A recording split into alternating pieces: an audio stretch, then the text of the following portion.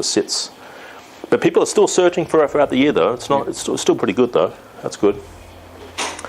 But that's Google Trends. That's kind of how it works. It's always good to run it by Google Trends before you jump on the product. But yeah, you can just run your product through there. It doesn't take long to do, right? Avoiding electronic products. Obviously, if something breaks and you don't know how to fix it, then it's probably not a good product to sell. So try to avoid any electronic products as your first product, generally. Keep your product simple. So, I mean, this is just an example of the gouache jade roller, which actually does work. My wife bought one, and it does work, actually. It's quite nice on the skin. But it's such a simple product. There's hardly any moving parts in there. There's no batteries. It's simple. It's lightweight. Shoebox size, meets all the rules that we sort of say.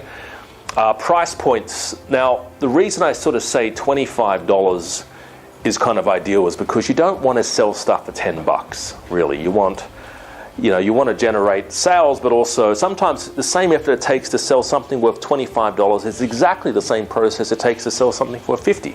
So the pay-per-click for an expensive product and for a cheap product is the same? It can be the same. It depends on how popular that product is or how competitive it is. But generally, sometimes it is the same. So just trying to sell a $10 product, the PPC or the pay-per-click, if you want to do advertising, you don't have to, but if you want to do advertising, it can be the same as a $50 product. So you might as well sell a $50 product, right? Sometimes the smaller products where you're selling stuff for $10, because it's so cheap, it attracts people that just want to get cheap products on Amazon. So there's more competition. So when you start going for stuff around the $25 price, there's less people jumping on that. There's less competition. That looks good. So that wouldn't be some. So you're saying that. It said half. Grow bag? Yeah, half the year. No, half the year. It seems. So it's not. It could be a summery based product, a gardening sort of niche. Yeah. But. So you would steer clear of that. I would say it's slightly seasonal. You would do some more numbers, but yeah.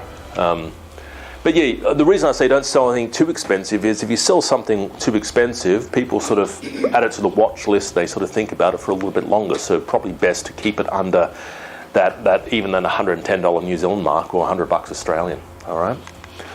No patents or trademarks. Don't sell Lego products or Disney products. Try to avoid all those products. You can do searches. This is a free tool. You may want to write this down, patents.google.com. It's a free tool run by Google, and you can actually do searches if there is a patent on your product. Now, remember what I said before, but patents are kind of useless in many respects, but you want to make sure you're not stepping on the toes of a big company. If something's being sold on Alibaba, usually you can sell that product, because usually the patent's owned by the supplier, but and you're fine usually. But it's only when you sort of jump on, patent products here in Australia or New Zealand, that's when you step on ship. Mickey Mouse is coming out patent shortly. Is it? Oh, right. I'm sure they'll figure out a way to protect that somehow. Otherwise, Disneyland is up for grabs for anyone, right? Create your own Disneyland. But yeah, Google Patents, you can actually do a search on that. There is actually a free trademark search as well that you can sort of use. If you want to sell on Amazon Australia, this is where you go. But you just type in IP Australia, you can do that. But you just sort of type in, if you want to come up with a name, if you want to call your product, Baby Googar, and you're like, I don't want to step on anyone's toes, you can do a free search here to see if anyone's got it. Keep in mind, though, trademarks, when you lodge a trademark, has anyone done it here before? Anyone done a trademark before? I've got my domain. You got your domain, okay. How a trademark works is if Antipodes, right? Your glass, the brand here, Antipodes, that's trademarked. Now, you can use this name, just as long as you're not selling glassware. That's how it works. When you register a trademark, you register it in a class. So this is kitchenware. So if you wanted to call your pet products Antipodes, you can. You can actually register it and you'd be fine. And you can sell it legally. But if you want to sell glassware under Antipodes, you can't. So trademarks, it's a great tool. It sort of shows you where you can do your search if you're looking for a free search, right?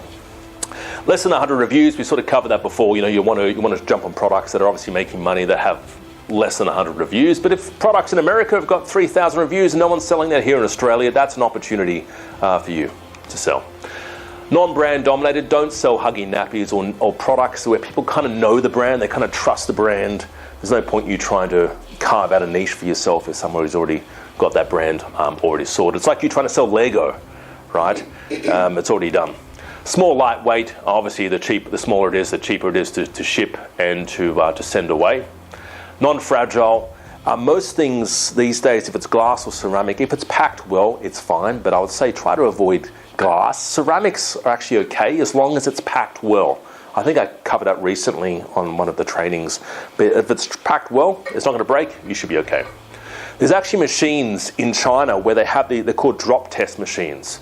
And they're big machines where they actually measure at what depth the product will drop before it breaks. And they measure everything, the Chinese, especially the suppliers, because they will lose so much money if they delivered a product and it broke, and it right broke it. So they test dropping these products, and if it breaks, they go, all right, well, that, obviously it needs to be packed this certain way to stop it from breaking. So they're quite genius, some of these suppliers overseas. Something that's obviously making money and turning a good profit for you is obviously something you look for. And the database research tool is one way of finding ideas. And has anyone played around with the database research tool? We had a few questions about eGrow beforehand. What I was going to do a bit of an example, just sort of show you how it works, and you might know a little bit about the database research tool already, right? And this is, where is it? Here we go, right here. If you want, open up your eGrow, go to your database research tool now. Let's just play around a little bit with this now. But this is a really good way of, if you're looking for ideas and you're sort of stuck and you're like, I don't know what to sell. This is a really good way of coming up with ideas quite fast, right? So it's part of eGrow. You can usually find it by going here to database research, and you sort of you enter what you're interested in. So you've got all these categories here. You can enter as many as you want. So I just selected baby, and I think it was pet supplies. I think that was what I entered. But you can play around. You can enter whatever you want. The types of products you're interested in. And here is where you enter the rules. So pretty much everything I've spoken about this morning so far, 25 to 100 Australian dollars, right? Because I'm actually on Amazon Australia at the top. If you look at the top here, I'm actually on the .com.au, so you can actually change that to be other countries as well if you want, but I just want to sell specifically on the Australian market. So here you enter, again, you play around these figures, but I've got here estimated sales 200. So what this means is I'm looking for a product that does at least 200 unit sales a month, so units, right? Number of reviews, 50 to 200. Okay, so what I'm saying is find me products that have minimum 50 reviews and no more than 200 reviews. And the reason I'm saying 50 reviews is if you've got reviews, you're making sales. To get reviews, you have to make sales, right? Yes or yes?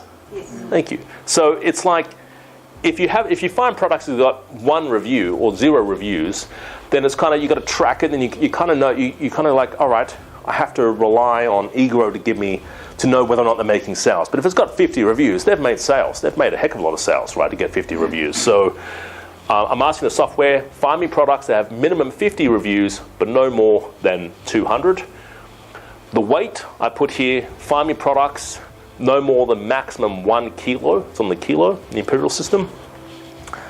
And that's pretty much it. You click search, and it finds ideas that sort of match that. So, child safety locks sort of comes up. Then you've got toys, which you kind of want to avoid as your first product. You've got more child safety products. You've got some sort of calming collars as well for dogs. You've got some sort of water spout things here for dogs as well, which looks interesting. You've got 3 sheets of, I don't know, what's that called? Scratch protector for dogs as well. Sells for 30. Yeah, right, okay.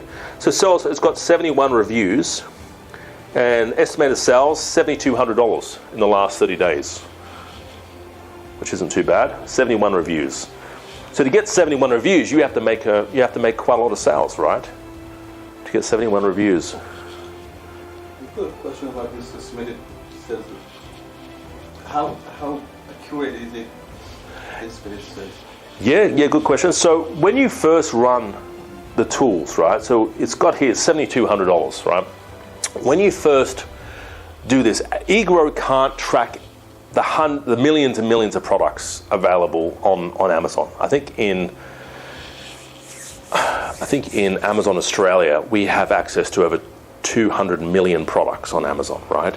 It can't track every single product. So how eGrow works is it shares data. So let's say, for example, Sue, you track a product. You want to track glassware. So you track a certain brand of glassware. Let's say 2 weeks later, someone else is interested in that. So eGrow will leverage off the data it's already got from you to supply you that data. So it's a very shares data with other people, right, on the tracking. So when this figure comes up, when you start tracking the product in eGrow and you click track, it will start giving you a little bit more reliable results only when you start tracking it. I'll sort of show you a little bit shortly on how to understand that tracking. But it's only when you start tracking the products, this will start getting a little bit more realistic. That's why we say track the products, roughly 3 weeks. That makes sense. Yep. But this is a database research tool, and this is where you go when you're sort of looking for ideas and you're not too sure what to really put in there. But let's give it a bit of a whirl, and what I'll do is I'll load up what I've got here. But you can play around with what you want to play around with, right? But I'll just put here some of the things that I've put here. But let's give it a whirl yourself, and let's just see what comes up. But enter the categories that you're interested in. Whether it's pets, baby, or outdoor gardening. And I've just played around with a few figures here. I would probably suggest putting something here as a minimum. It could be 10 or 50 if you want. That way you're only looking at products that have got minimum 50 reviews, so you know they're definitely making sales. All right? So the 3 ticks on the top right, Amazon FBA mention. Yes, these things here. So the top one, that means it's sold by Amazon themselves? Not really. It's a tricky question, actually. It means, so number one, it can mean it's sold by Amazon. It could also mean it's sold, it mainly happens in America. If you're doing really well selling glassware, Amazon will actually approach you and say, hey, we want to partner up with you. So we'll buy 10,000 guaranteed units a month. Absolutely, I'll be recommending this to all my friends and family. Yep, I'd be an advocate for it. The 10 basic steps makes it so easy and really simple and clear. For sure, this is the best move that I had. I couldn't have done it without them pretty much. It's been really good. Highly recommend them. Yeah, for sure. Very informative. It's not possible to make a success in a short time without someone to support and mentor you. Definitely do it. It's another income stream. Yeah, that they should definitely join the program because, sometimes you find a lot of information on the internet and then you don't know where to start. Alex and the whole team are just really genuine. Oh, highly recommend. I'm a very hands-on person, so I like to see things before I do them. If I had a problem, I either rang him, sent him a message, he'd call me straight back or he answered my call, and he was always there to help, which has been pretty awesome. It's really good, gives you a really good insight, and just having the knowledge that you've got a team behind you that you can speak to and grab advice from. Just to go for it. Really highly recommend it. These people are genuine people. Absolutely. I've done a lot of different seminars over the years. Alex conferences are number one. Do it in a heartbeat. I wouldn't second guess it. Do it. You get so much out of it, and knowing that you have such a great supporting team behind you. I'd say it's probably one of the best courses. I've actually done other courses, and for a starting person, this is the ideal way to start. This has been really good, this training, all the way round, at home and here over the last 2 days. There's lots of things to learn, you'll have a really good time trying to find and reach your goals. I work shift work, I send him text messages at random hours, and he always seems to get back to me, or emails, get back to me really fast. They know their stuff. I've just got to trust them. Very down to earth, very approachable, and extremely helpful. I can honestly highly recommend that if you want a successful business in Amazon, join Alex and his team. You won't be sorry. And that you've got someone to talk to. If you've got a question, there's an actual person that you can talk to, and they're really, really helpful.